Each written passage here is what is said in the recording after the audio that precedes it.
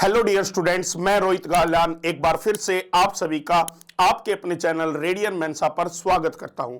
तो प्यारे बच्चों, आपके एग्जाम की ऑफिशियल डेट्स जो है ना वो अनाउंस हो चुके कि आपका एग्जाम कब होगा। तो नवंबर में आपका एग्जाम स्टार्ट हो रहा है और हमने बहुत पहले ही कहीं ना कहीं प्रिपरेशन करना स्टार्ट भी कर दिया है और रीजनिंग का लगभग 50% से सिलेबस जो है ना ज्यादा वो मैं आपको ऑलरेडी करवा चुका हूं और वो भी फ्री ऑफ कॉस्ट।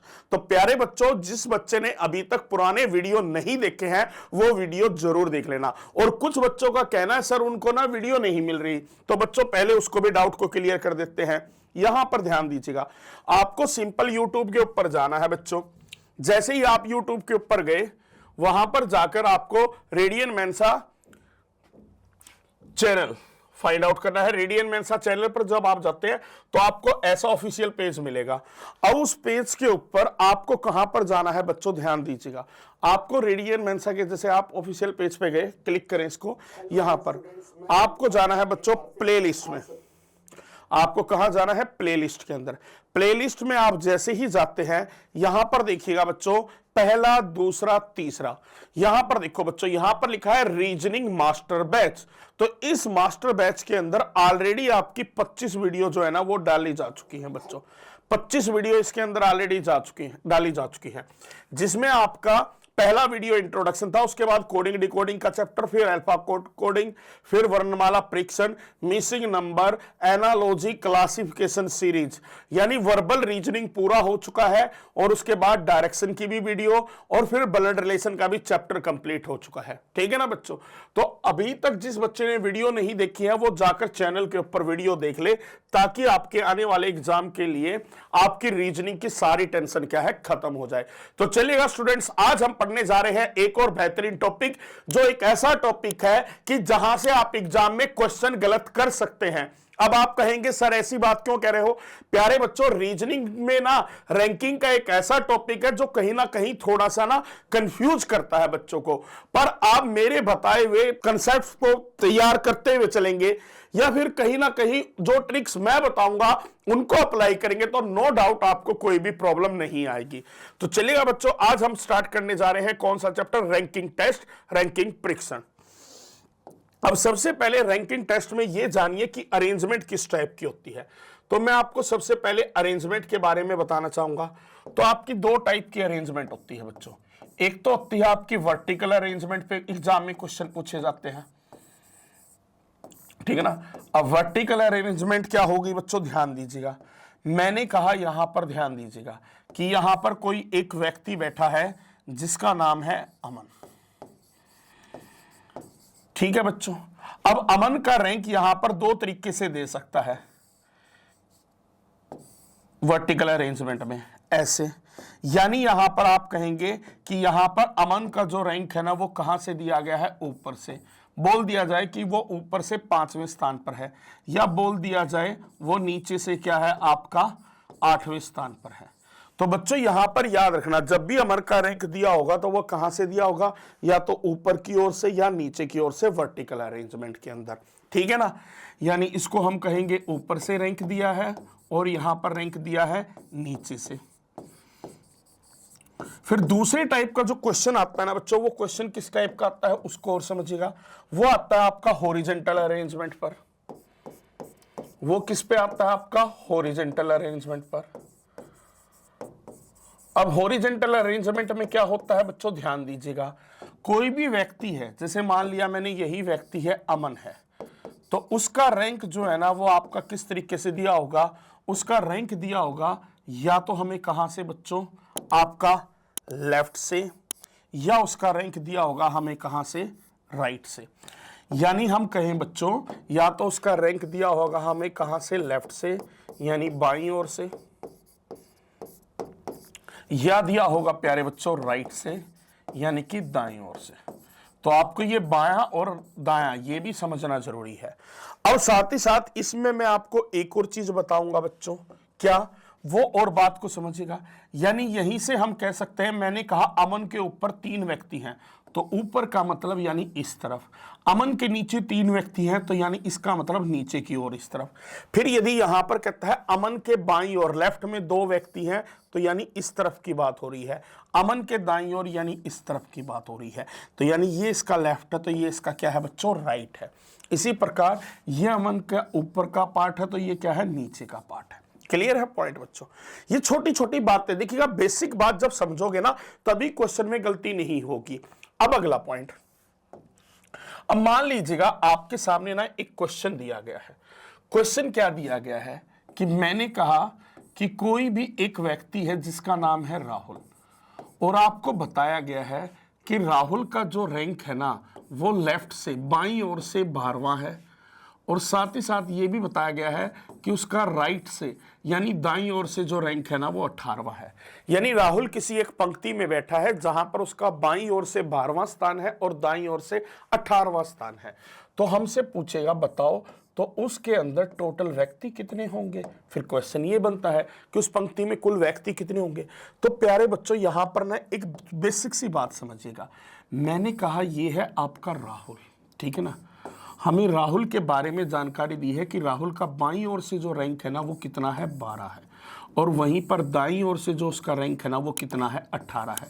अब इसी पॉइंट को समझने की कोशिश करना प्यारे बच्चों, यानी इसका मतलब सीधा सीधा हो गया, राहुल का रैंक बाईं ओर से 12वां है तो उसके बाईं ओर कितने होंगे, 11, और दाईं ओर कितने होंगे बच्चों, और दाईं ओर से 18वां तो उसके दाईं ओर होंगे 17। तो आप कहेंगे यहां पर टोटल कितने बनेंगे, तो प्यारे बच्चों राहुल के बाईं ओर कितने बैठे हैं, 11, और राहुल के दाईं ओर कितने बैठे हैं, 17, और एक खुद कौन हो गया, राहुल हो गया। इन सभी को जोड़ दो, 28 और एक राहुल, तो यानी कितना हो गया आपका, 29 हो गया बच्चों। कितना हो गया आपका, 29। यानी इसका एक सीधा सीधा फंडा है बच्चों, और वो सीधा सीधा फंडा क्या कहता है कि यदि आपको ऐसे केस में टोटल स्ट्रेंथ निकालनी है तो आप क्या करोगे, जो लेफ्ट से रैंक दिया है और राइट से रैंक दिया है उन दोनों को आपस में जोड़ दो और उसमें से क्या है, एक घटा दो। उसमें से क्या करोगे, एक घटा दोगे। तो इस तरीके से यानी जब भी आपको किसी व्यक्ति का दोनों तरफ से रैंक पता हो तो दोनों का रैंक जोड़कर एक घटा दो, टोटल व्यक्तियों की संख्या आ जाएगी। अब यदि किसी का कहना है सर आपने एक क्यों घटाया, तो प्यारे बच्चों यहां पर आपने राहुल को 2 बार काउंट किया है, एक बार बाएं से एक बार दाएं से। तो बायां और दायां जब आपने उसको दोनों रैंकों को जोड़ा तो राहुल कितनी बार काउंट हो गया, 2। वो है तो एक ही व्यक्ति ना। एक तो ये कंसेप्ट था आपका सबसे पहले। अब दूसरा इसका वाइस वर्सा कंसेप्ट कैसे हो सकता है बच्चों, ध्यान दीजिएगा। मान लीजिएगा मैंने कहा कि किसी रो के अंदर कुल 50 व्यक्ति हैं। कितने व्यक्ति हैं, 50, और उसमें जो राहुल का रैंक है ना वो हमें बताया गया है कि बाईं ओर से 31वां है। तो फिर आपको बताना है राहुल का रैंक दाईं ओर से कितना होगा प्यारे बच्चों, ठीक है। अब इसको आप दूसरी चीज भी कह सकते हैं, क्या कह सकते हैं कि ये पर्सन का N1 हो गया, ठीक है ना, ये N2 हो गया, यानी ठीक है ना बच्चों, इसको हम N1 N2 भी कह सकते हैं। तो हम कह सकते हैं कि जो टोटल स्ट्रेंथ है वो क्या होती है, N1 प्लस N2, यानी एक तरफ से रैंक फिर दूसरी तरफ से रैंक।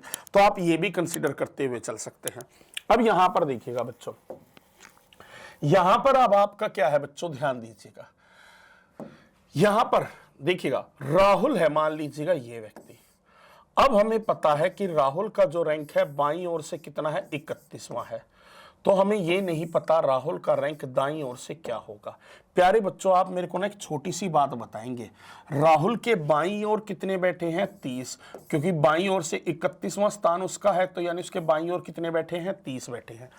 अब एक बात बताओ, आप जानते हैं कि टोटल कितने हैं, 50, ठीक है ना, कितने दिए गए, 50। 50 में से 30 कहां पर बैठे हैं, राहुल के बाईं ओर बैठे हैं।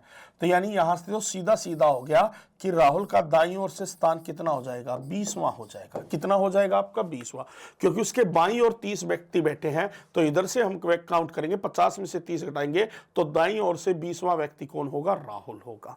यानी आपको किसी भी पर्सन का दूसरी तरफ से रैंक निकालना हो, मैंने कहा ये N1 है और ये N2 है, तो यदि आपको N2 निकालना है, दूसरी तरफ से रैंक निकालना है, तो आप डायरेक्टली क्या कर सकते हैं, टोटल में 1 जोड़ दो और उसमें से जो रैंक दिया है उसको घटा दो। आप सीधा सीधा भी कर सकते हैं।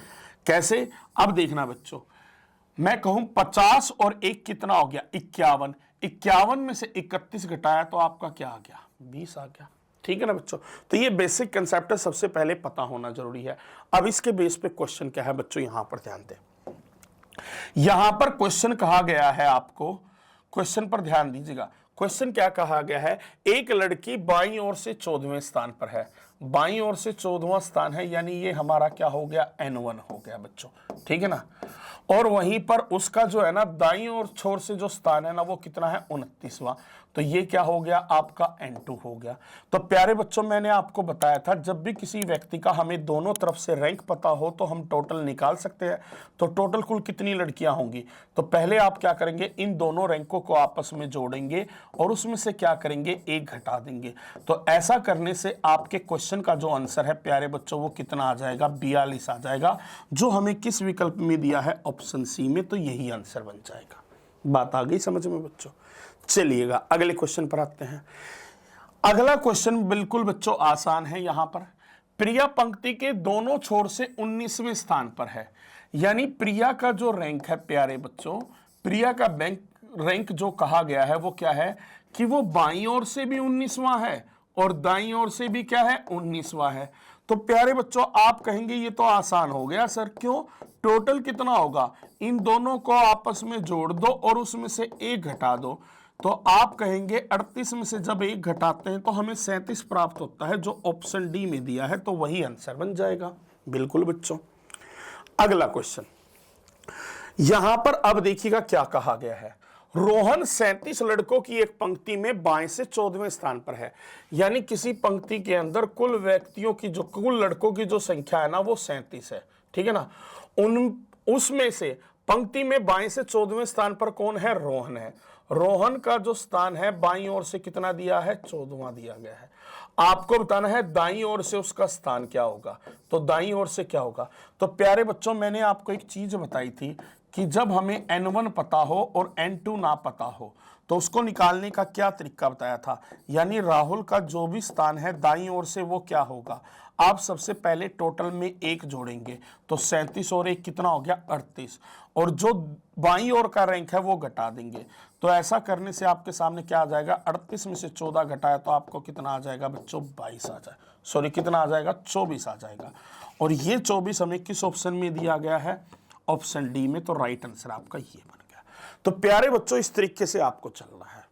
अगला देखिएगा, अब लेवल बढ़ेगा, जैसे जैसे हम आगे बढ़ते जाएंगे क्वेश्चन का लेवल बढ़ता जाएगा, तो वीडियो पूरा देखना है तभी बातें क्लियर होंगी।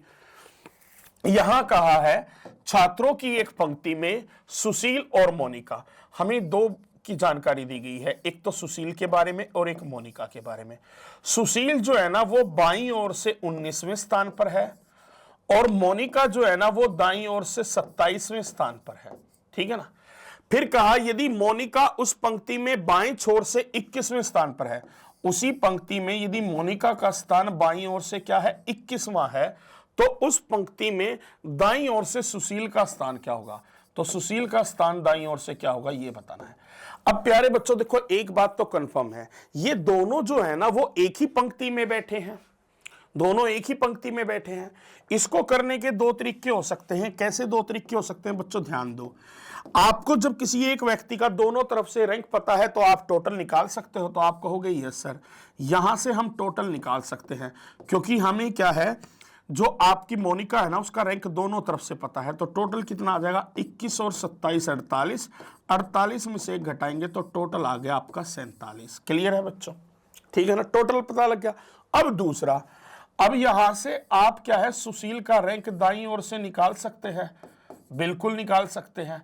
कैसे निकालेंगे, जब आपको पता है टोटल है और उसका एक तरफ से रैंक भी पता है 19 है, तो आप क्या करोगे, टोटल में पहले एक जोड़ोगे, 47 और एक 48, और उसमें से 19 घटा दोगे। जब 48 में से 19 घटाया तो आपको कितना मिल गया प्यारे बच्चों, 29।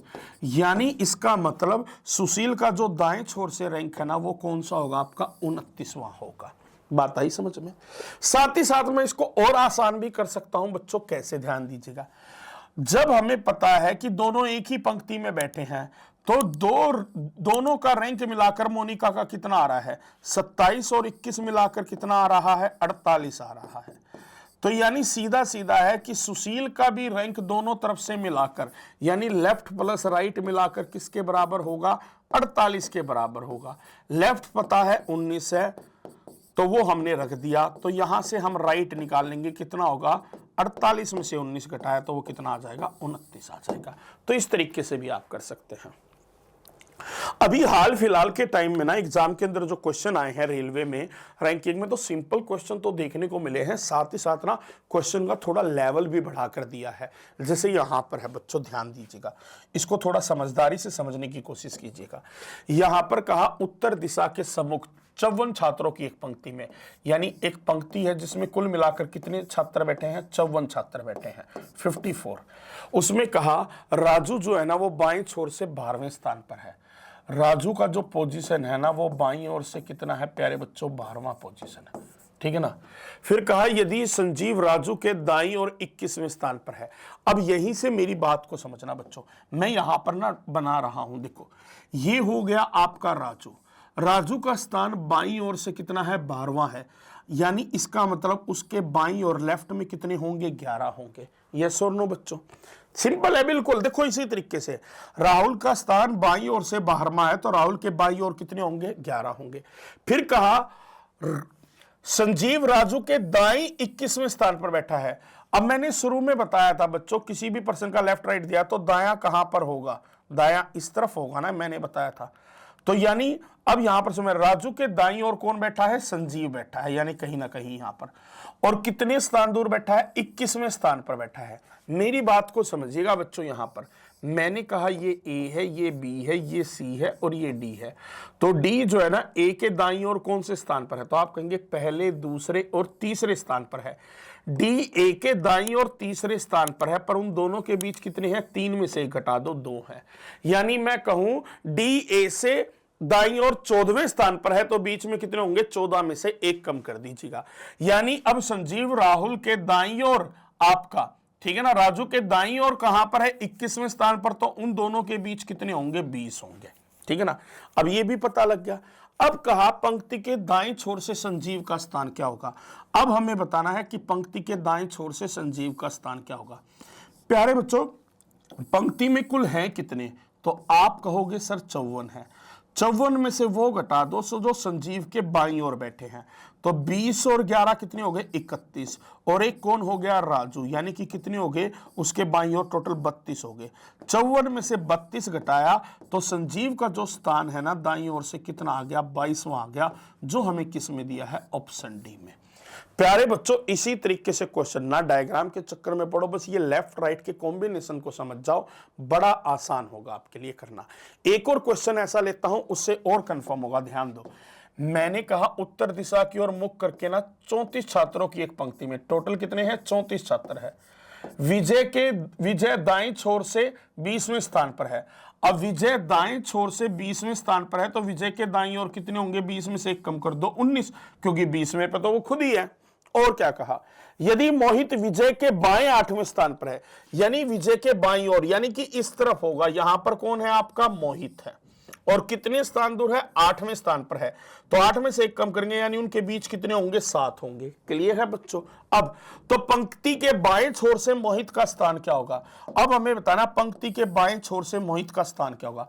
पंक्ति में कुल कितने थे, तो आप कहेंगे सर 34 थे। मोहित के दाईं ओर कितने हैं, उनको हटा दो, बाकी पोजीशन मोहित की आ जाएगी। 19 और 7 26, और उसमें एक किसको भी जोड़ोगे आप, विजय को, 27। यानी हमें 34 में से 27 घटाया तो हमें पता लग गया कि जो आपका मोहित है उसका बाईं ओर से जो स्थान है ना वो कौन सा है, 7वां है। विश्वास कीजिएगा बच्चों, और ये क्वेश्चन ना बड़ा इंपॉर्टेंट है, रेलवे में काफी आया है, तो उसी कैटेगरी का, बस लेफ्ट राइट का ध्यान रखना है।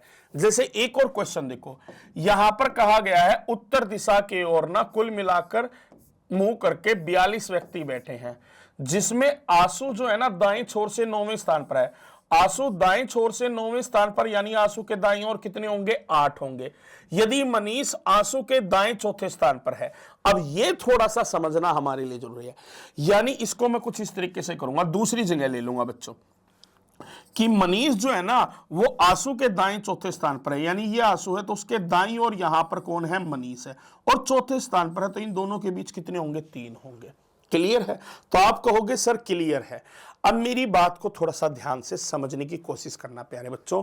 अब हमें बताना है कि बाएं छोर से मनीष का स्थान क्या होगा। हमें क्या बताना है, बाएं छोर से मनीष का स्थान क्या होगा। तो प्यारे बच्चों इसके लिए ना इन दोनों को आपस में जोड़ना पड़ेगा। कैसे, आप जानते हैं यहां से जो फाइनल रिजल्ट आया ना इन दोनों के कॉम्बिनेशन से, वो क्या आया। आंसू यहां बैठा है, ठीक है, आंसू और मनीष के बीच कितने हैं, 3 हैं। पर हमें पता होना चाहिए कि आंसू के दाईं और टोटल कितने होने चाहिए, 8 होने चाहिए। टोटल कितने होने चाहिए, 8। ये बात पहले पता है। तो 3 ही हो गए, एक आपका कौन हो गया प्यारे बच्चों, मनीष, 4। तो यानी 4 मनीष के दाईं ओर भी होंगे, ठीक है ना। तभी तो आंसू के दाईं ओर कितने हो गए, 8, क्योंकि देखो 4 और 3 7 और 1 8 हो गए। तो आपने कहा यस सर। अब हमें बताना है कि आंसू का किसका स्थान बताना है, मनीष का बाईं ओर से क्या होगा। प्यारे बच्चों एक बात बताओ, टोटल पंक्ति में कितने हैं, आपने कहा सर 42। अब मनीष के दाईं ओर कितने बैठे हैं, तो आपने कहा 4। वो घटा दो, सीधा सीधा आंसर आ गया बच्चों, सीधा सीधा आंसर आ गया। बस यहां पर आपको करना क्या पड़ा बच्चों कि ये दो अलग अलग कंसेप्ट को एक साथ मिलाना पड़ा। तो उसमें पैनिक मत होना, बायां दायां सब पता है तो आसानी से बन जाएगा। अगला क्वेश्चन, उत्तर दिशा की ओर सम्मुख बैठे लोगों की एक पंक्ति में टॉम दाईं ओर से 8वें स्थान पर है। टॉम जो है ना दाईं ओर से 8वें स्थान पर है, और जो बैन है ना वो दाएं छोर से 19वें स्थान पर है। बैन जो है वो दाएं छोर से कौन से स्थान पर है, 19वें स्थान पर है। तो बच्चों इसको ना थोड़ा सा ऐसे ही लिख लेता हूं मैं, देखो शॉर्ट में ही। सबसे पहले दिया गया कि टॉम जो है ना दाईं छोर से 8वें स्थान पर है, तो टॉम के दाईं ओर कितने होंगे, 7। बैन दाईं छोर से 19वें स्थान पर है, तो बैन के दाईं ओर कितने होंगे, आपके 19 होंगे। अब बैन टॉम और सेन के बीच में बैठा है, तो पहले ना बच्चों इसको बिठा लो आप। ये देखिएगा मैंने कहा अरेंजमेंट कुछ ऐसी है, ये आपका टॉम हो गया, ये इसके दाईं ओर कितने हैं, 7। अब बैन के दाईं ओर कितने होनी चाहिए, 19 होनी चाहिए। यानी एक बात बताओ, दाईं ओर से टॉम 8वें स्थान पर है और बैन जो है ना वो कौन से, अच्छा 19वां स्थान दिया गया है। दोबारा रिवर्ट करते हैं बच्चों, एक सेकंड दोबारा इस पर ध्यान दीजिएगा, ठीक है ना। जैसे मैंने कहा बच्चों, इसको थोड़ा सा मैं ना लाइन में समझा देता हूं, क्वेश्चन का कंसेप्ट थोड़ा लाइन से क्लियर होगा, फिर मैं वैसे ही बता देता हूं। टॉम जो है ना वो दाएं छोर से 8वें स्थान पर है, टॉम जो है दाएं छोर से 8वें स्थान पर है, और बैन जो है ना वो दाएं छोर से कहां पर है, 19वें स्थान पर है, ठीक है बच्चों। इसको थोड़ा सा समझना ध्यान से। फिर क्या कहा, बैन टॉम और सेन के ठीक बीच में बैठा है। बैन जो है ना वो किसके ठीक बीच में बैठा है, टॉम और सेन के। यानी टॉम उसकी एक तरफ तो सेन उसकी दूसरी तरफ होगा, यानी सेन आपका कहीं ना कहीं यहां पर होगा, ठीक है ना बच्चों। और जो सेन का स्थान दिया है ना वो बाईं ओर से कितना दिया गया है, तो ध्यान से कहेंगे आप, सेन का स्थान बाईं ओर से 7वां दिया है। ये हमारे पास पूरी अरेंजमेंट है। अब बच्चों इस अरेंजमेंट में मेरी एक बात समझना ध्यान से, टॉम ये है आपका, इसके यहां पर दाईं छोर से 8वां है, तो उसके दाईं ओर कितने होंगे, तो आप कहोगे सर 7 होंगे। अब एक बार बताओ, ये 8 है और ये 19 है, इन दोनों में अंतर कितना है, 11।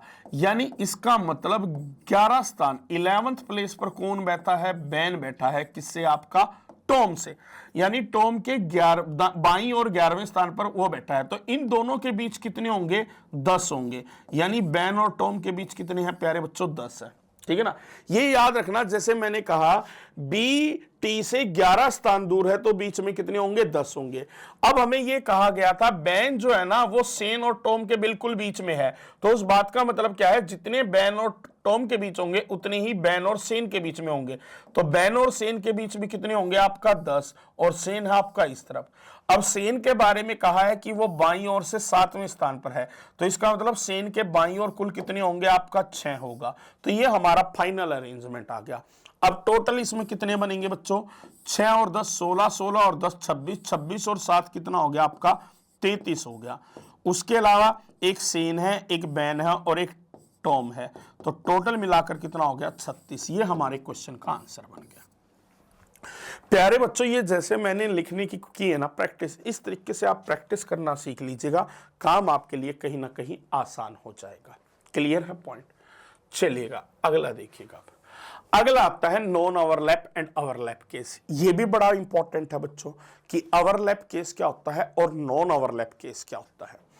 अब इसमें थोड़ा सा ध्यान दीजिएगा बच्चों, इसमें आपको मैं 2 चीजें बता देता हूं।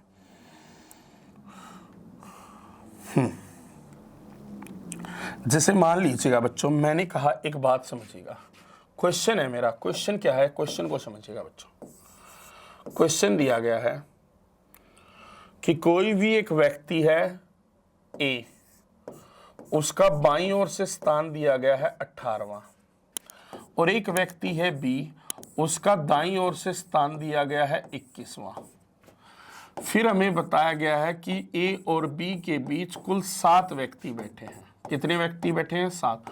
तो बताओ इस पंक्ति में कुल कितने व्यक्ति होंगे? इस पंक्ति में कुल कितने व्यक्ति होंगे? ए का स्थान दिया है बाईं ओर से 18वां, बी का स्थान दिया है दाईं ओर से 21वां। फिर कहा है कि ए और बी के बीच 7 व्यक्ति बैठे हैं, तो बताओ उस पंक्ति में कुल व्यक्ति कितने होंगे? प्यारे बच्चों, इसमें याद रखना 2 पॉसिबल केस बनते हैं। 2 पॉसिबल केस क्या बनते हैं, ध्यान दीजिएगा। इनकी अरेंजमेंट जो है ना वो कुछ इस टाइप से हो सकती है। यानी मैं कहूं या तो वो नॉन ओवरलैप की कंडीशन में है। अब आप कहेंगे सर नॉन ओवरलैप की कंडीशन क्या है, वो भी मैं बता देता हूं बच्चों। नॉन ओवरलैप की कंडीशन में है। नॉन ओवरलैप का मतलब क्या हो गया बच्चों, ध्यान दीजिएगा। मैंने कहा ये हो गया आपका ए, ठीक है ना, ठीक है, और ये हो गया आपका बी, ये हो गया आपका कौन, बी, ठीक है ना। और यानी ए का स्थान दिया है और बी का दाईं ओर से, तो बाकी बीच में जो व्यक्ति है ना, इन दोनों के बीच कुछ इस प्रकार बैठे हैं, ठीक है ना बच्चों। ये तो सबसे आसान तरीका हो गया। दूसरा, एक आपका ओवरलैप केस भी हो सकता है। अब आप कहेंगे ओवरलैप क्या, दोनों एक दूसरे को क्रॉस करके बैठे हों। दोनों क्या है, एक दूसरे को क्रॉस करके बैठे हों। कैसे? मैंने कहा ये हो गया आपका ए बाईं ओर से, और बी जो है ना उसको क्रॉस करके बैठा है कुछ इस प्रकार, ये हो गया बी दाईं ओर से। यानी अब यहां पर जो 7 व्यक्ति है ना, इन दोनों के बीच इधर बैठे हैं, पर ये दोनों, अब ध्यान दो, एक दूसरे को क्रॉस करके बैठे हैं। तो प्यारे बच्चों, यहां पर 2 कंडीशन बनती हैं जब ऐसा क्वेश्चन आपके सामने होता है, और अभी हाल फिलहाल के एग्जाम में दोनों कंडीशन से क्वेश्चन भी पूछे गए हैं। यानी यहां पर कहा गया है ए बाईं ओर से 18वें पर और बी दाईं से, बाकी 7 उन दोनों के बीच, यानी एक दूसरे से दूर दूर है, पर यहां पर ध्यान से देखेंगे दोनों एक दूसरे को क्रॉस करके बैठे हैं। तो ये 2 कंडीशन बनती है। अब इन दोनों कंडीशन को हम सोल्व करेंगे, ध्यान दीजिएगा बच्चों। सबसे पहले हम यहां पर ध्यान देंगे किस पर, नॉन ओवरलैप पर। किस पर ध्यान देंगे, नॉन ओवरलैप का जो केस है। अब नॉन ओवरलैप का केस ना आपके लिए ना बड़ा सिंपल हो जाता है बच्चों। क्यों सिंपल हो जाता है, ध्यान दीजिएगा। जैसे मान लीजिएगा कि यहां पर आपको कहा गया था, क्या कहा गया था, कि जो ए का पोजीशन है ना वो बाईं ओर से 18वां है, आप कहोगे यस, और बी का पोजीशन क्या है, दाईं ओर से 21वां है, ठीक है। फिर कहा ए और बी के बीच कुल मिलाकर 7 व्यक्ति बैठे हैं। कितने व्यक्ति बैठे हैं, 7। तो आपको बताना है कि टोटल कितना होगा, ठीक है ना। यही था बच्चों। आप कहेंगे यस सर। अब इसमें ना मेरी एक बात समझिएगा ध्यान से बच्चों। अब इसमें समझना डायग्राम का फंडा क्या कहता है। मैंने कहा ये है आपका ए, और ए का स्थान क्या है, बाईं ओर से आपका 18वां दिया है, और ये है आपका कौन प्यारे बच्चों, तो ये है आपका बी, इसका दाईं ओर से कितना दिया गया है, 21। फिर साथ ही साथ बताया है कि इन दोनों के बीच कितने व्यक्ति बैठे हैं, 7 व्यक्ति बैठे हैं। तो प्यारे बच्चों, ऐसे केस में ना हरदम जो स्ट्रेंथ आती है ना वो मैक्सिमम आती है। यानी नॉन ओवरलैप में क्या आता है कि ऐसी कंडीशन में मैक्सिमम कितने हो सकते हैं, अधिकतम कितने हो सकते हैं। तो आपने देखा ए तक कितने बैठे हैं, 18, दाईं ओर से बी तक कितने बैठे हैं, 21, और बाकी 7 कहां पर हैं, इन दोनों के बीच। तो सीधा सीधा इन सभी का टोटल ले लीजिएगा, आपका आंसर आ गया 46। यानी बच्चों नॉन ओवरलैप के केस में सिंपल है आपका फंडा। सिंपल क्या है, एक का रैंक N1 मान लो, दूसरे का रैंक N2 मान लो, और जो बीच में बैठे हैं उसको क्या मान लो, M मान लो। तो यहां से हमारी क्या आती है, मैक्सिमम स्ट्रेंथ आती है। और मैक्सिमम निकालने का क्या तरीका है कि दोनों के रैंकों को आपस में जोड़ दो और फिर बीच में जो बैठे हैं उनको जोड़ दो। वहां से सीधे सीधा आपके क्वेश्चन का क्या है, आंसर बन जाएगा, ठीक है ना। जैसे यहां पर, यानी मैंने कहा कि मैक्सिमम कितने होंगे बच्चों इस कंडीशन में, तो दोनों का रैंक मिला लिया, 21 और 18, 39, फिर 7 जोड़ दिया, तो यहां से सीधा सीधा आ गया 46। यानी आपको डायग्राम बनाने की भी जरूरत नहीं है। हमें याद रखना नॉन ओवरलैप में तीनों चीजों को हम मिला देंगे बच्चों। वहीं पर जब बात आती है किसकी, ओवरलैप की, बात आती है किसकी बच्चों, ओवरलैप की। अब यहां पर ध्यान दीजिएगा, ओवरलैप के केस में क्या करना है। हमें कहा गया था, क्वेश्चन क्या था कि ए के बाईं ओर कितने हैं, बाईं ओर से स्थान 18वां, बी का दाईं ओर से स्थान है 21वां, और ए और बी के बीच कितने बैठे हैं, तो हमें कहा गया था 7 बैठे हैं। तो बताओ पंक्ति में कुल मैक्सिमम कितने होंगे, यही हमें कहा गया था बच्चों। अब यहां पर समझिएगा बच्चों ध्यान से कंसेप्ट के बारे में। अब यहां से ना बच्चों पहली तो बात ना, आपका मैक्सिमम स्ट्रेंथ नहीं आएगी, क्या आएगी आपकी, मिनिमम आएगी। ऐसे केस में मिनिमम स्ट्रेंथ आती है, ठीक है ना। यहां पर देखिएगा, इसको हम यहां पर तो फिलहाल बस इसको मैं टी ऐसे लिख देता हूं कि टोटल कितने होंगे, क्वेश्चन तो ये है। अब इसको समझिएगा बच्चों ध्यान से, ए का जो पोजीशन है वो बाईं ओर से कितना है, तो आप कहेंगे सर 18 है। ओवरलैप के केस में क्या होगा, बी उसको क्रॉस करके बैठेगा और बी का जो पोजीशन है वो दाईं ओर से कितना है, 21वां है, ठीक है। अब प्यारे बच्चों आपको ये पता है साथ ही साथ कि इन दोनों के बीच कितने हैं, 7 है। इन दोनों के बीच कितने हैं, 7 हैं। अब एक सिंपल सा फंडा मुझे आप बताएं, मैंने कहा कि ये है 21 दाईं ओर से, ये दाईं ओर से ए कितना हो सकता है, ए दाईं ओर से हम देखें बी के पीछे की ओर बैठा है, और इन दोनों के बीच यदि 7 है तो वो उससे कितने स्थान दूर बैठा है, 8 स्थान दूर बैठा है। कितने स्थान दूर बैठा है, 8। अब 8 स्थान दूर होने का मतलब क्या है, 21 में से 8 घटा दो, यानी दाईं ओर से ए का स्थान कितना होगा, 13 होगा। ए का स्थान कितना होगा, 13। क्लियर है ना बच्चों। अब कहेंगे नहीं सर, एक बार और समझो बच्चों मेरी बात को। मैंने क्या कहा बच्चों, एक सिंपल सी बात बताओ, ए और बी के बीच कितने बैठे हैं, 7, और जो ए है वो बी के पीछे की ओर है दाईं ओर से, तो यानी वो उससे कितने दूर होगा, जब बीच में 7 है तो दूर कितना होगा, 8 स्थान दूर होगा। यानी इसका मतलब 21 में से 8 घटा दो तो दाईं ओर से 13वें स्थान पर कौन बैठा है, ए। अब आप ध्यान से देखेंगे बच्चों, यहां पर हमने क्या निकाला था, मैक्सिमम। यहां पर आता है आपका, यानी ऐसी कंडीशन में मिनिमम कम से कम कितने हो सकते हैं। अब ध्यान से आप देखोगे तो ए का आपको दोनों तरफ से पोजीशन पता है, बाएं से और दाएं से, तो इन दोनों को आपस में जोड़ो और 1 घटा दो तो टोटल आपका कितना आ जाएगा, 30 आ जाएगा। सीधा हो गया बच्चों। ये तो डायग्राम से प्रैक्टिकली समझाया है, पर आप ट्रिक क्या यूज करेंगे बच्चों, अब आती है वो मेन बात। तो याद रखना बच्चों, आपने इसको n1 माना है, इसको n2 माना है और इसको माना है m। तो जब भी आपको मिनिमम निकालना है तो क्या करोगे, सबसे पहले दोनों रैंकों को आपस में जोड़ दोगे, और बस कुछ नहीं करना बच्चों। अब जो ये बीच में बैठे हैं ना m, इसमें 2 जोड़कर घटा दो। कितना जोड़कर घटा दो, 2 जोड़कर, आपके क्वेश्चन का आंसर आ जाएगा डायरेक्ट, कुछ नहीं करना। कैसे, यहां पर ध्यान दीजिएगा प्यारे बच्चों। तो यहां पर यानी टी मिनिमम कितना होगा, पहले दोनों रैंकों को आपस में जोड़ो, 19 और 21 कितना हो गया, तो आप कहोगे 40, और 7 और 2 कितना हो गया, 9। 40 में से 9 घटाया तो टोटल कितना आ गया आपका, 1 मिनट रुकिएगा कहेंगे, अच्छा ये 18 है प्यारे बच्चों, ये 18 है, एक का रैंक 18 है ना, तो 18 और 21 कितना हो गया, 39। 39 में से 9 घटाया तो बच्चों कितना आ गया आपका, 30 आ गया। क्लियर है। अब देखो क्वेश्चन कैसे आता है, क्वेश्चन से और क्लियर होगा। जैसे यहां पर है प्यारे बच्चों, यहां पर कहा है कि लड़कियों की एक पंक्ति में मोनी बाएं छोर से 17वें स्थान पर है, यानी मोनी का जो पोजीशन है ना वो बाईं ओर से कितना दिया गया है, 17वां, और टिया का दाएं छोर से जो पोजीशन दिया गया है वो कितना दिया गया है, 14, और कहा गया है मोनी और टिया के बीच में कुल कितनी लड़कियां बैठी हैं, 6 लड़कियां बैठी हैं। तो बताओ पंक्ति में कुल कितनी लड़कियां हैं। अब हमारे सामने कंफ्यूजन तो वही है बच्चों, इसके 2 पॉसिबल आंसर हो सकते हैं। क्या, एक तो हो सकते हैं मैक्सिमम कितने होंगे, यानी मैक्सिमम कितने हो सकते हैं। तो मैक्सिमम के लिए मैंने क्या कहा था बच्चों, जैसे ये लेफ्ट और राइट है, n1 n2 है, पहले इन दोनों को आपस में जोड़ो, और जो बीच में बैठे हैं वो कितने हैं, 6, उसको जोड़ दीजिएगा, तो ये 31 और 6 कितना आ जाएगा, 37। ये ऑप्शन में दिया है। पर टी मिनिमम कितने हो सकते हैं, कम से कम कितने हो सकते हैं। तो प्यारे बच्चों उसके लिए क्या बताया था, दोनों का रैंक पहले आपस में जोड़ दो, 17 और 14 31, फिर बीच में जो बैठे उसमें 2 जोड़कर घटा दो, 31 में से 8 गया 23।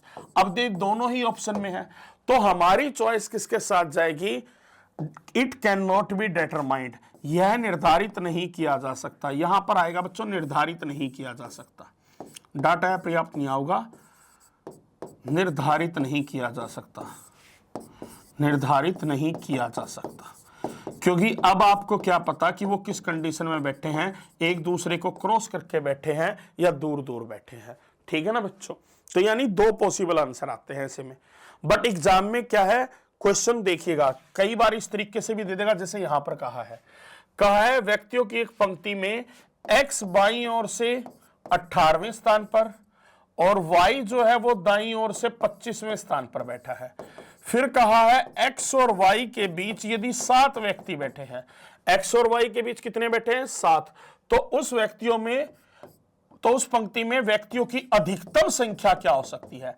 अब आपसे बच्चों यहां पर मैक्सिमम के बारे में पूछ लिया है, तो मैक्सिमम का तो आपको पता है कि दोनों रैंकों को आपस में जोड़ दो, 18 और 25 43, फिर बीच में जो दिए हैं वो भी जोड़ दो, तो ऐसा करने से 43 और 7 कितने हो जाएंगे, 50। तो इसका मतलब क्या हुआ, हमारे क्वेश्चन का जो आंसर है वो क्या बन जाएगा, ऑप्शन सी बन जाएगा। क्या बन जाएगा, ऑप्शन सी। तो प्यारे बच्चों ये थोड़ा सा कहने का मतलब ऐसा है कि रेलवे में जो क्वेश्चन आ रहे हैं ना, मैं आपको केवल उसी लेवल के क्वेश्चन करवा रहा हूं। आप जैसे आप लोगों ने मेरी बुक ली है, उस बुक में आप देखना रेफरेंस मैंने डाले हुए हैं, कांस्टेबल जैसे एग्जाम के अंदर ये क्वेश्चन आए हुए हैं। तो आप क्या सोचते हैं आरआरबी ग्रुप डी में नहीं आएगा, बिल्कुल आएंगे बच्चों, इसी लेवल के क्वेश्चन आएंगे, तो आपको थोड़ी सी मेहनत करनी होगी। अगला बच्चों यहां पर ध्यान दीजिएगा, यहां पर क्या कहा है, लड़कियों की एक पंक्ति में नेहा का रैंक बाईं ओर से 15वां है और प्रिया का जो रैंक है वो दाईं ओर से कितना है, 24वां है। फिर कहा यदि नेहा और प्रिया के बीच 12 लड़कियां हैं तो उस पंक्ति में कम से कम कितनी लड़कियां होंगी। अब कम से कम के लिए मैंने क्या बताया था बच्चों, तो एक सिंपल सा बताया था, पहले इन दोनों रैंकों को आपस में जोड़ दो, 15 और 24 39, फिर जो बीच में बैठे हैं उसमें 2 जोड़कर घटा दीजिएगा, तो ये कितना हो जाएगा, 39 में से 14 गया तो ये प्यारे बच्चों कितना हो जाएगा, 25 हो जाएगा, जो हमें ऑप्शन बी में दिया है। क्लियर है पॉइंट। नेक्स्ट देखिएगा, अब अगला क्वेश्चन क्या कह रहा है, व्यक्तियों की एक पंक्ति में ए और आर, ठीक है ना, यहां पर कहा गया है ए का रैंक जो है बाएं से 14वां है, आर का जो रैंक है वो दाएं से कितना है, 28वां है।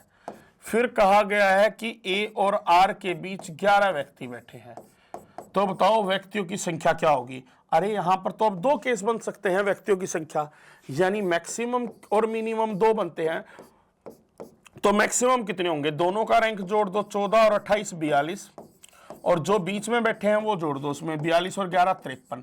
ये तो कहीं भी ऑप्शन में नहीं दिया तो ऐसा केस बनता है, फिर आप क्या है बच्चों, फिर आप क्या है, क्रॉस वेरीफाई करेंगे। आप किसके लिए जाएंगे, मिनिमम के लिए। मिनिमम क्या बनेगा बच्चों, पहले दोनों के रैंकों को आपस में जोड़ोगे, फिर बीच में जो दिए हैं ना उसमें 2 जोड़कर घटा दोगे। अब यहां पर ऐसे क्या बन जाएगा, 42 में से 13 गया तो कितना होगा, 29। क्या ये हमें ऑप्शन में दिया है, तो आप कहोगे यस, तो इसलिए क्वेश्चन का आंसर फिर आपका ये बन गया बच्चों। तो याद रखना कई बार एग्जाम में ऐसा भी होता है कि मैक्सिमम या मिनिमम में से 4 में इस विकल्पों में से एक कोई दिया होता है, तो आपको उसके साथ जाना है।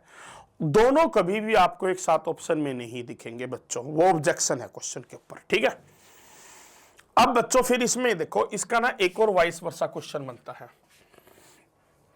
ठीक है ना। अब इसका वाइस वर्सा क्वेश्चन क्या बनता है, ध्यान दीजिएगा बच्चों। देखिएगा 2 टाइप की ना आपकी कंडीशन बन सकती है। कंडीशन क्या बन सकती है बच्चों, देखो समझिएगा थोड़ा सा, आपसे 2 टाइप से एग्जामिनर क्वेश्चन पूछ सकता है। मान लो किन्हीं भी 2 व्यक्तियों के बीच कितने व्यक्ति बैठे हैं इसके बारे में आपसे पूछा जाए, तो इसमें भी 2 जो कंडीशन बनती है वो कौन कौन सी बनती है, ध्यान दीजिएगा। एक कंडीशन तो बनती है नॉन ओवरलैप की, ठीक है, और एक बनती है आपकी ओवरलैप की कंडीशन, और एक बनती है ओवरलैप की कंडीशन। यानी क्वेश्चन की स्टेटमेंट के आधार पर आपको पहचानना होगा कि क्वेश्चन की जो स्टेटमेंट है वो नॉन ओवरलैप के लिए है या ओवरलैप के लिए है। वो मैं पहले ही बता चुका हूं बच्चों। ओवरलैप का मतलब क्या होता है, जैसे मान लो ये ए है, ठीक है ना, और ये बी है, इसका दाईं ओर से दिया है, और बाकी बताया गया है इन दोनों के बीच कुछ व्यक्ति बैठे हैं, तो ये तो आपका नॉन ओवरलैप होता है। ओवरलैप में क्या होगा, ये दोनों को क्रॉस करके बैठे होंगे, ये ए हो गया आपका और ये कौन हो गया आपका, बी हो गया।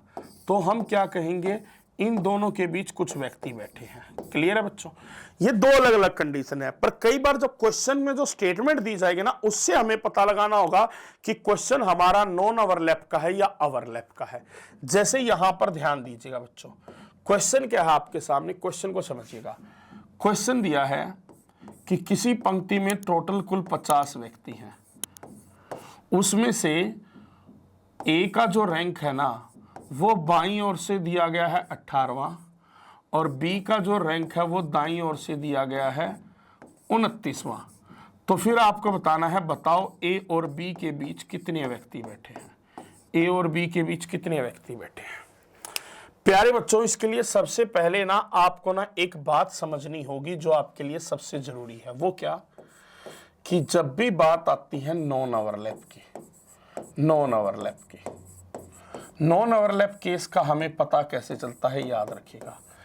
जब भी हमारा n1 प्लस n2 या तो हमारा क्या है टोटल स्ट्रेंथ से कम हो या उसके बराबर हो, तो वो किसका केस होता है, नॉन ओवरलैप का केस होता है। कैसे बच्चों, यहां पर ध्यान दीजिएगा, ये आपका n1 है और ये आपका n2 है और ये आपका क्या है टोटल स्ट्रेंथ है। प्यारे बच्चों अब याद रखना, 18 और 29 कितना है, 47 है और 47 50 से कम है। यानी इससे केस के क्वेश्चनों में जब दो पर्सन का अलग अलग जगह से रैंक दिया हो, टोटल भी दिया हो और उनके बीच व्यक्तियों की संख्या पूछी है, तो पहले आपको क्या पता लगाना होगा, ये ओवरलैप का केस है या नॉन ओवरलैप का। तो वो कैसे पता चलेगा, दोनों पर्सन के रैंक जोड़ दो, 18 और 29 कितना होता है, 47। 47 50 से ज्यादा है या कम है, तो आप कहेंगे कम है। यानी यदि संख्या जो है ना वो टोटल से कम या उसके बराबर है तो वो नॉन ओवरलैप का केस होगा। अब नॉन ओवरलैप के केस होने का मतलब सीधा सीधा है बच्चों, यानी ये आपका ए बैठा है बाईं ओर से, ठीक है, और ये आपका कौन बैठा है, बी बैठा है दाईं ओर से। और आपको पता है बाईं ओर से ए का जो स्थान है वो कितना है, 18वां है और बी का स्थान दाईं ओर से 29वां है। टोटल मिलाकर कितने हो गए, 47, पर टोटल कितने होनी चाहिए, 50। तो यानी बाकी तीन कंफर्म है, इन दोनों के बीच ही होंगे, कंफर्म है बाकी तीनों इन दोनों के बीच ही होंगे। यानी बच्चों याद रखना, ऐसे केस में एम की वैल्यू कैसे आएगी कि आप टोटल स्ट्रेंथ में से क्या है दोनों का रैंक मिलाकर घटा दीजिएगा। नॉन ओवरलैप के केस में यह आपका सीधा सीधा आंसर आ जाएगा बच्चों, यह आपका सीधा सीधा आंसर आ जाएगा। जैसे यहां पर देखना बच्चों, तो हमारा ए और बी के बीच कितने होंगे, टोटल स्ट्रेंथ कितनी दी गई है, 50। 50 में से दोनों का रैंक मिलाकर घटा दीजिएगा, यानी कितना हो जाएगा आपका बच्चों, 3 आ जाएगा आंसर। क्लियर है। अब दूसरी बनती है बात ओवरलैप की। जैसे मान लीजिएगा क्वेश्चन दिया कि किसी पंक्ति में कुल 40 व्यक्ति हैं, ए का रैंक जो है ना वो बाईं ओर से दिया गया है 27वां और बी का जो रैंक है वो दाईं ओर से दिया गया है 28वां। तो अब बताओ ए और बी के बीच कितने होंगे। प्यारे बच्चों यहां पर एक बात याद रखना, ये हमारा टोटल है तो ये n1 है, ये n2 है। अब आप याद रखना बच्चों एक बात, कि जब ओवरलैप का केस का हमें कैसे पता लगता है, ओवरलैप के केस का कैसे पता लगता है, तो जब भी बच्चों n1 प्लस n2 ये दोनों वैल्यू मिलाकर टोटल स्ट्रेंथ से ज्यादा है तो वो किसका केस बनेगा, ओवरलैप का। नॉन ओवरलैप के लिए क्या बताया, दोनों का रैंक मिलाकर यदि टोटल से कम या बराबर है तो नॉन ओवरलैप होगा और यदि ज्यादा है तो क्या होगा, ओवरलैप होगा। अब यहां पर देखो 28 और 27 55 है, 55 40 से ज्यादा है, इसका मतलब बच्चों ये आपका जो है ना वो किसका है बच्चों, ओवरलैप का है। अब ओवरलैप में डायग्राम कैसे बनेगा, ध्यान दीजिएगा। मैंने कहा बच्चों ये आपका कौन हो गया, ए है और ए का रैंक बाईं ओर से कितना दिया गया है प्यारे बच्चों, तो आप कहोगे 27 दिया गया है और ये है बी जो उसको क्रॉस करके बैठा है और बी का रैंक जो है ना दाईं ओर से कितना दिया गया है प्यारे बच्चों, 28 दिया गया है। अब बच्चों साथ ही साथ एक बात तो, जब हमें पता है कि टोटल 40 है तो क्या हम ए का रैंक दाईं ओर से नहीं निकाल सकते? बिल्कुल निकाल सकते हैं। सबसे पहले से क्या था, जब किसी व्यक्ति का एक तरफ से रैंक दिया हो तो और टोटल भी दिया तो दूसरी तरफ से कैसे निकालते हैं? पहले टोटल में एक जोड़ोगे 40 और एक 41, और जो रैंक दिया है वो घटा दोगे, 41 में 27 गए 14, यानी हमें पता लग गया कि ए का रैंक दाईं ओर से कितना है? 14 है। अब देखो बी का रैंक दाईं ओर से 28 है, ए का दाईं ओर से 14 है, तो बी उससे कितने स्थान आगे है? 28 में 14 घटा दो, 14 स्थान आगे है। 14 स्थान आगे होने का मतलब यानी उन दोनों के बीच कितने होंगे प्यारे बच्चों? 13 होंगे। उन दोनों के बीच कितने होंगे? 13 होंगे। तो ये तो डायग्राम का तरीका है, पर इसको बगैर डायग्राम एग्जाम में कैसे करना है बच्चों, ध्यान दीजिएगा। आप कहोगे ऐसे केस में जब निकालना ना नॉन ओवरलैप के केस में दो व्यक्तियों के बीच की संख्या को, तो आप क्या करोगे? पहले दोनों व्यक्तियों का रैंक जोड़ोगे, फिर टोटल में दो जोड़कर क्या है? घटा दोगे उसमें से। ये आपके लिए अप्रोच रहेगी बच्चों। अभी तक ये आपका मैंने 5वां फार्मूला बता दिया है। ये छोटी छोटी चीजें यदि आपको याद है तो आप बड़ी आसानी से रैंकिंग के क्वेश्चनों को चंद सेकंड में कर सकते हैं बच्चों, ये याद रखिएगा। यानी यहां पर देखो कैसे बच्चों, अब आपको बताया ओवरलैप का केस है, पहले दोनों का रैंक जोड़ दो, 27 और 28 कितना हो गया? 55 हो गया। फिर जो टोटल है उसमें दो जोड़कर घटा दो, 40 और 2 कितना होता है? 42। 55 में से 42 घटाएंगे, सीधा सीधा आपका आंसर कितना है प्यारे बच्चों? 13 आ जाएगा। क्लियर है? यही है बच्चों फंडा। अब देखो क्वेश्चन पर देखो, जैसे यहां कहा है कि टोटल कुल मिलाकर पंक्ति में कितने व्यक्ति हैं? 58 व्यक्ति हैं। उनमें से राकेश का जो स्थान है वो बाईं ओर से 27वां है और अजय का स्थान जो है ना वो दाईं ओर से 19वां है। प्यारे बच्चों दोनों का रैंक मिलाकर टोटल से कम है, यानी नॉन ओवरलैप का केस है। किसका केस है? नॉन ओवरलैप का। तो यानी इसका मतलब अब इन दोनों के बीच कितने होंगे, तो उसको निकालने के लिए आप क्या करोगे? टोटल में से दोनों का रैंक मिलाकर क्या है? घटा दीजिएगा। अब टोटल में से दोनों का रैंक मिलाकर जब आप घटाएंगे तो आपका आंसर कितना आ जाएगा? 12, जो ऑप्शन सी में दिया है। यानी रैंकों को जोड़कर पता चलेगा नॉन ओवरलैप है या ओवरलैप है। जैसे अगला क्वेश्चन है बच्चों, कुल कहा है कि कुल पंक्ति में लड़कियां कितनी हैं? 48 है, पर उनमें से कहा कि जो ईसा है ना उसका रैंक कितना है? बाईं ओर से 29वां, और जो बीना है उसका दाईं ओर से कितना है? 38वां। अब 29 और 38 मिलाकर कितना है? 67। टोटल से ज्यादा है, तो इसका मतलब किसका केस है? ओवरलैप का। ओवरलैप का केस है तो अब ईसा और बीना के बीच कितने होंगे? पहले इन दोनों रैंकों को आपस में जोड़ेंगे, 29 और 38 कितना हो गया? 67। फिर टोटल में दो जोड़कर घटा दो बच्चों, तो यहां से हमारा जो आंसर आ जाएगा 67 से 50 सब्ट्रैक्ट करेंगे तो कितना आएगा? 17। और यही हमारे क्वेश्चन का क्या है? आंसर बनेगा, जो ऑप्शन बी में दिया है। बात आ गई समझ में? तो आप कहेंगे यस सर। तो यानी बच्चों ये कंसेप्ट होता है, थोड़ा सा इस पर क्या है आपको ध्यान देना होगा। क्लियर है पॉइंट? अब आगे बढ़ते हैं बच्चों। अब देखना बच्चों, अब बात आती है शिफ्टिंग ऑफ पोजीशन। एक शिफ्टिंग ऑफ पोजीशन वाला भी क्वेश्चन आता है। शिफ्टिंग ऑफ पोजीशन वाला क्वेश्चन क्या है बच्चों? ध्यान दीजिएगा।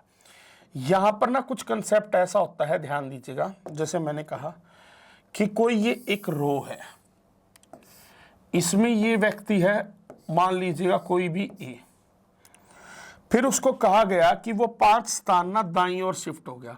5 प्लेसेस कहां पर शिफ्ट हो गया? राइट की ओर। 5 स्थान दाईं ओर शिफ्ट कर दिया, यानी 1 2 3 4 5, यानी अब इसका ए का नया रैंक ये है। ठीक है बच्चों? अब इसमें एक बात बताओ, यदि पहले ए बाईं ओर से 11वें स्थान पर होगा तो अब बाईं ओर से कितने स्थान पर होगा? तो आप कहोगे सर 5 स्थान आगे और गया है, 11 और 5 कितना होगा? 16 होगा। बिल्कुल ठीक है। पर यदि मैं कहता हूं कि ए को बाईं ओर 3 स्थान क्या है? खिसका दिया है, यानी 1 2 3, अब ए यहां पर है। दूसरा केस, अब ए का स्थान बाईं ओर से कितना होगा? तो आप कहोगे सर पहले उसका स्थान कितना था? 11, अब वो वापस पीछे की ओर आया है तो 11 में से आप 3 घटा दोगे, यानी अब उसका बाईं ओर से स्थान कौन सा होगा? 8वां होगा। कौन सा होगा? 8वां।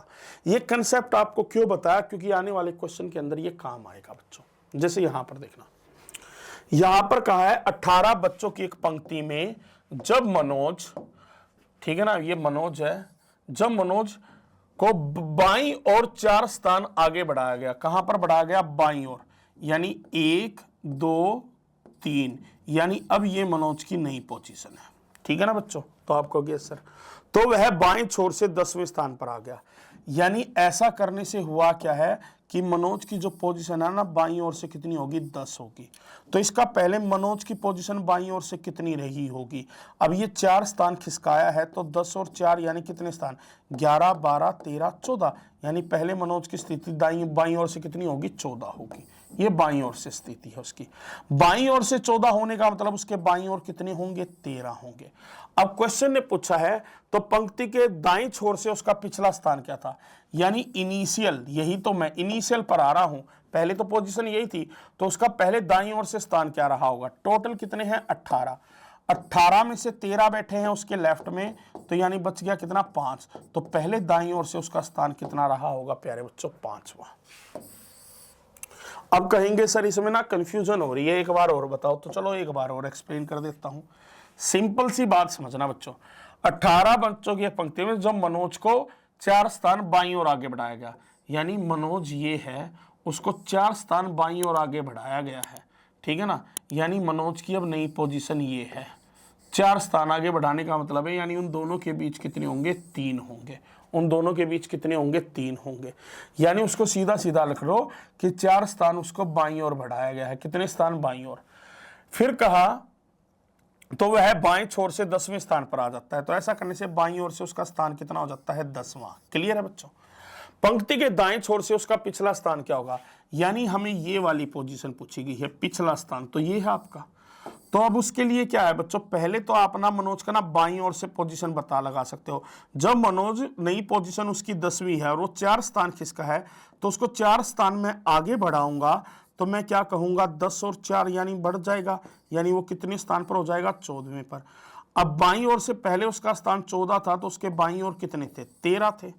ठीक है ना, अब ये पता लग गया। अब पंक्ति में कुल व्यक्ति कितने हैं, 18, 18 में से 13 बैठे हैं मनोज के बाईं ओर पहले, तो यानी बचे कितने, 5, यानी इधर से 5वां जो स्थान होगा ना वो प्यारे बच्चों किसका होगा, आपका इसी का होगा, किसका, मनोज का।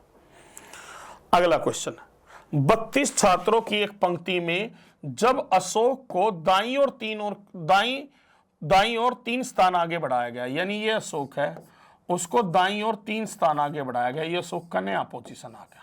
क्लियर है बच्चों। तो वह बाएं छोर से 24वें स्थान पर हो गया।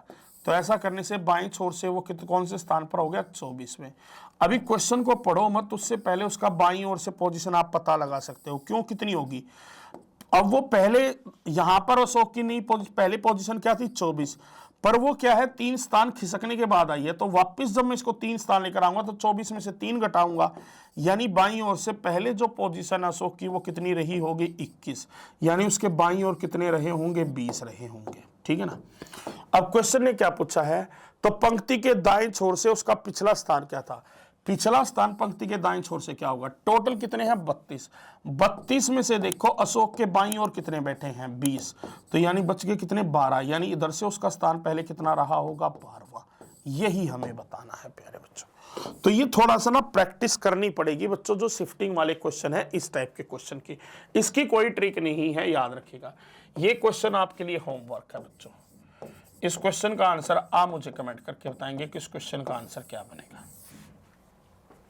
अब आता है बच्चों इंटरचेंजिंग ऑफ पोजीशन, जो हमारे लिए सबसे मेन है। इंटरचेंजिंग ऑफ पोजीशन में मेरी बात को ध्यान से समझने की कोशिश कीजिएगा बच्चों। बड़ा ही शानदार क्वेश्चन आपको करवाऊंगा उदाहरण के साथ। मैंने कहा बच्चों, हाँ, किसी पंक्ति में ध्यान दीजिएगा, ए का स्थान बाईं ओर से 18वां है और बी का स्थान दाईं ओर से 29वां है। फिर कहा जब दोनों आपस में अपना स्थान बदल लें, तो ऐसा करने से ए का जो स्थान है ना वो बाईं ओर से 31वां हो जाता है। तो बताओ अब पंक्ति में कुल कितने व्यक्ति हैं और बी का स्थान दाईं ओर से क्या होगा। ये 2 चीज आपसे पूछ ली है प्यारे बच्चों। पहले तो ना इसको ना डायग्राम के माध्यम से ना थोड़ा सा ना समझने की कोशिश कीजिएगा कि क्वेश्चन क्या रहा है। क्वेश्चन ने आपको सिंपल एक ही बात कही है कि ए का जो स्थान है ना वो बाईं ओर से कितना है, 18वां है, और बी का जो स्थान है वो दाईं ओर से कितना है, 29वां है। पहले तो आप इसी कंसेप्ट को समझो बच्चों, पहले इसी कंसेप्ट पे आओ। ए का स्थान बाईं ओर से 18वां होने का मतलब ए के बाईं ओर कितने होंगे 17, बी का स्थान दाईं ओर से 29वां होने का मतलब बी के दाईं ओर कितने होंगे 28। फिर क्वेश्चन ने क्या है, इन दोनों ने आपस में अपनी पोजीशन बदल ली। दोनों ने आपस में पोजीशन बदलने का मतलब है कि ए जो है ना, देख ए जो है ना वो बी के स्थान पर जा चुका है और बी किसके स्थान पर आ चुका है, ए के स्थान पर आ चुका है। ठीक है ना बच्चों, तो आप कहेंगे यस सर। तो ऐसा करने से ए का पोजीशन बाईं ओर से 31वां हो जाता है। तो ए का पोजीशन ऐसे करने से बाईं ओर से कितना हो जाता है, 31 हो जाता है। अब आपसे पूछा है बताओ टोटल कितने होंगे। प्यारे बच्चों डायग्राम में थोड़ा ध्यान से आप एनालाइज करो। ए का स्थान जब बाईं ओर से आपका 31 है तो यानी बाईं ओर से ए तक कुल 31 है और इसके आगे की ओर हमें पता है 28 बैठे हैं, तो यानी इसका मतलब टोटल कितने होंगे प्यारे बच्चों, 59 होंगे। टोटल कितने होंगे, 59। दूसरी बात, अब हमें बताना है कि बी का स्थान दाईं ओर से कितना होगा। तो प्यारे बच्चों पंक्ति में कुल कितने हैं, आपने कहा 59। अब इस पोजीशन के इधर की ओर बाईं ओर कितने बैठे हैं, तो आपने कहा 17। 59 में से 17 घटाएंगे तो वो कितना आ गया, 42 आ गया। ठीक है ना बच्चों, यानी बी का स्थान अब दाईं ओर से कितना होगा, 42। ये तो प्रैक्टिकल आपको डायग्राम में बताया। इसको बिना डायग्राम बड़ी आसानी से कैसे करेंगे, ध्यान दीजिएगा। जब इन दोनों ने पोजीशन बदली है तो उसके बाद किसकी पोजीशन दी गई है, ए की। ए किसकी पोजीशन पर गया है पोजीशन बदलने के बाद, तो आप कहोगे बी की। अब इसमें थोड़ा ध्यान से देखना, ऐसा करने से अब हमें ए का पोजीशन राइट से भी पता लग गया और किससे भी, लेफ्ट से। जब किसी व्यक्ति का देखो वो जो है ना, ए का स्थान जो है ना चेंज होने के बाद 31 दिया है और वो किसके स्थान पर गया है, बी का, बी के पे, तो यानी उसका दाईं ओर से 29वां है। जब आपको ये पता लग गया कि ए का दोनों तरफ से रैंक क्या है, तो इन दोनों रैंकों को आपस में जोड़ दो और उसमें से -1 कर दो। सीधा सीधा आपका क्या है प्यारे बच्चों, आंसर आ जाएगा। ठीक है ना।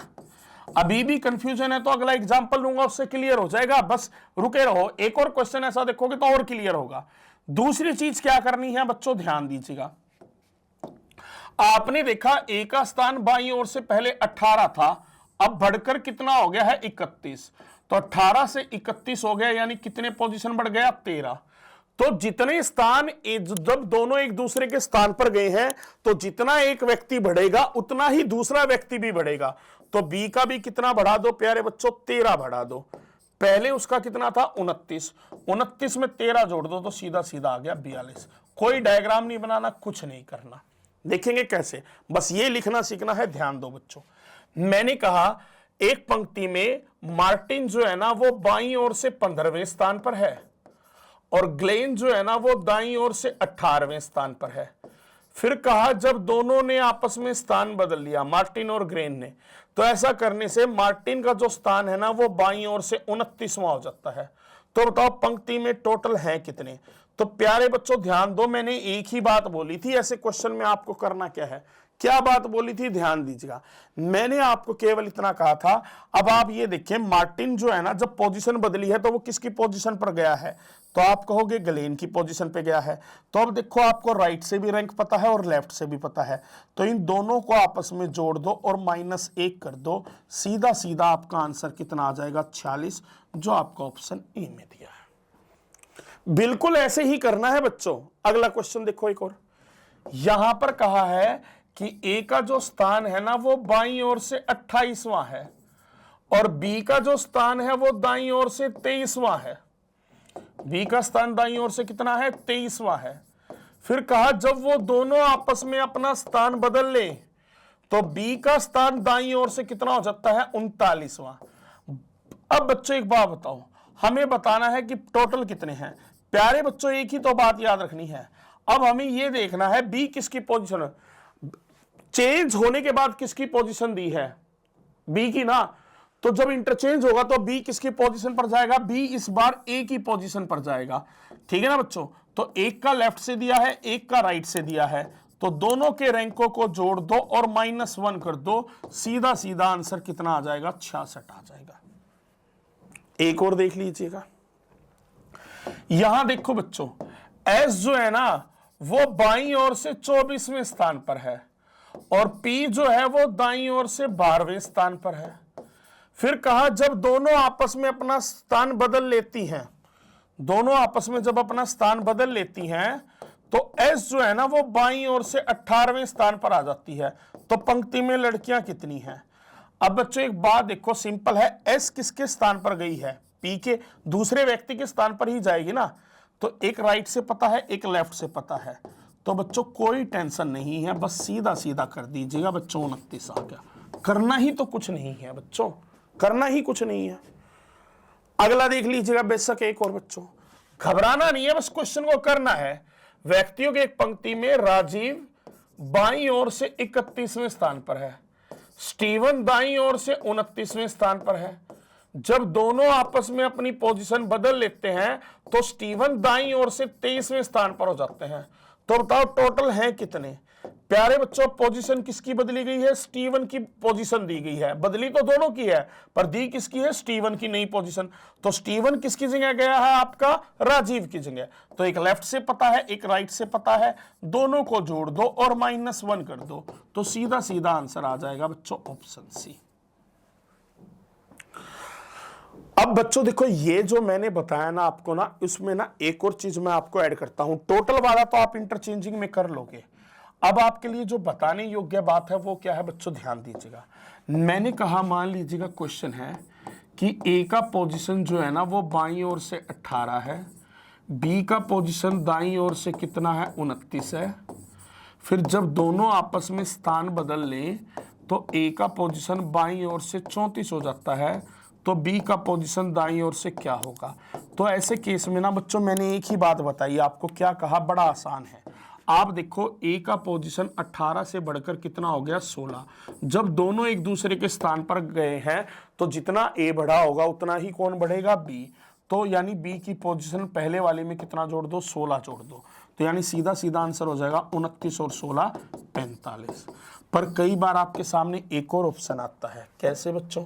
कंफ्यूज हो जाते हैं फिर बच्चे, कंफ्यूज नहीं होना है। मैंने कहा ए का स्थान बाईं ओर से कितना है, तो आप कहोगे 29, और बी का स्थान है दाईं ओर से कितना? मैंने कहा 18। फिर आपने कहा जब दोनों का स्थान एक दूसरे के साथ बदला गया ना, तो ए का पोजीशन बाईं ओर से 15 हो गया। तो बताओ बी का पोजीशन अब दाईं ओर से क्या होगा? अब आप कहेंगे यहाँ पर क्या हुआ है सर कि 29 से 15 हो गया, यानी 14 कम हुआ है। तो प्यारे बच्चों यानी ये नॉन ओवरलैप, ये ओवरलैप का केस है, कुछ कंफ्यूजन नहीं है। जहां बढ़ता है वहां बढ़ा दो, जहां कम होता है कम कर दो। तो अब यहां पर 14 कम हुआ है, तो 14 ही कम किसका कर दो? बी का। यानी 18 में से 14 गए, यानी अब वो चौथे स्थान पर है बच्चों। क्लियर है? ठीक है ना। अब क्वेश्चन पर अप्लाई करो। देखो, लड़कियों की एक पंक्ति में भारती बाईं ओर से 10वें स्थान पर है और सविता दाईं ओर से 12वें स्थान पर है। जब दोनों आपस में अपना स्थान बदल लेती हैं तो भारती बाईं ओर से 16वें स्थान पर हो जाती है। तो सविता का दाईं ओर से रैंक क्या होगा? प्यारे बच्चों बस सिंपल देखो, भारती पहले बाईं से 10वें पे थी, अब 16वें पर होगी, यानी कितनी पोजीशन बढ़ी है? 6। तो 6 ही पोजीशन किसकी बढ़ा दो? सविता की। क्वेश्चन सोल्व हो चुका है। 12 और 6 18। ऐसे ही उड़ाओगे बच्चों, बिल्कुल ऐसे ही उड़ाओगे। यहां देखना बच्चों क्वेश्चन, मैंने कहा मनोज जो है ना वो दाईं ओर से 30वें स्थान पर, किरण जो है ना बाईं ओर से 20वें स्थान पर।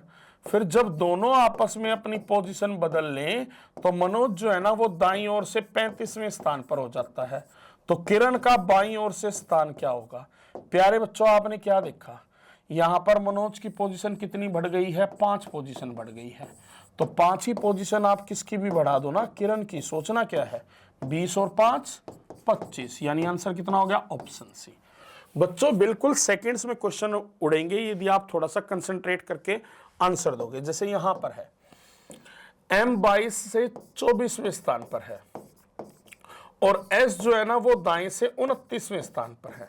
फिर कहा जब वो दोनों आपस में स्थान बदल लेते हैं तो ऐसा करने से S जो है ना वो दाएं से 19वें स्थान पर आ जाते हैं। तो M का पोजीशन अब बाएं से कितना होगा? तो प्यारे बच्चों बस इसमें एक सिंपल बात देखो, S का पोजीशन 29 से 19 हो गया, यानी 10 कम हुआ है। तो मैंने क्या कहा, दूसरे का भी कितना कम कर दो? 10 कम कर दो। तो 24 में से 10 घटाएंगे, सीधा सीधा आंसर आ गया 14वां। क्लियर है बच्चों? अब देखो कई बार ना एक आध क्वेश्चन थोड़ा सा इस टाइप से आ जाए तो उसको कैसे सोल्व करोगे इसको भी देख लेते हैं। यहां पर ध्यान दीजिएगा, P का रैंक जो है ना वो ऊपर से 7वां दिया गया है और Q का जो रैंक है वो नीचे से दिया गया है 16वां बॉटम से। यदि वो अपना स्थान बदल ले तो P जो है ना वो ऊपर से 21वें स्थान पर आ जाता है। तो अब Q का नीचे से स्थान क्या होगा, नया पोजीशन पूछा है। तो प्यारे बच्चों कुछ नहीं है, यहाँ पर P का पोजीशन 7 से 21 हुआ है, यानी कितना बढ़ा है 14।